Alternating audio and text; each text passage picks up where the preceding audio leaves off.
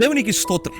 సామెతలు 19:21 ఇలాగూ సెలవిచ్చుచున్నది, నరుని హృదయములో ఆలోచనలు అనేకములుగా పుట్టును, యెహోవా యొక్క తీర్మానమే స్థిరమవును.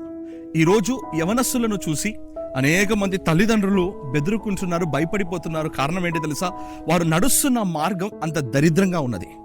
దైవజనమా, నరుని యొక్క ఆలోచనలు 100 అయినను, 1,00,000 అయినను, కోట్లైనను చివరికి నెరవేరాల్సింది దేవుని ఆలోచన మాత్రమే.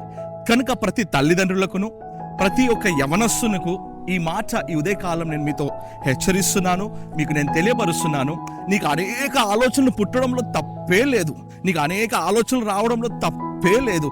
కానీ నీ ఒక విషయం గుర్తుపెట్టుకో, దేవుని ఆలోచననే చివరికి నీ జీవితంలో నెరవేరుతుంది.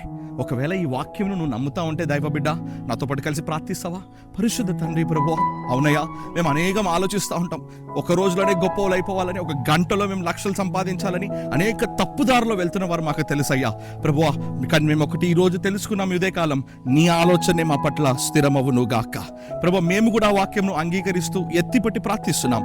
నీ చిత్తం, నీ ఆలోచన నాతో పాటు ఏకీభవిసి ప్రార్థిస్తున్న వారు అందరి పట్ల అలాగని నెరవేరును గాక. మా ప్రార్థన విన్నందున నీకు స్తోత్రం. యేసు నామమున ప్రార్థిస్తూ వేడుకుంటున్నాం ప్రియ పరలోకపు తండ్రి. Amen, amen, amen. God bless you. God be with you all. See you back tomorrow morning 7 AM.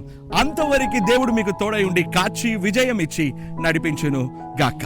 Bye bye.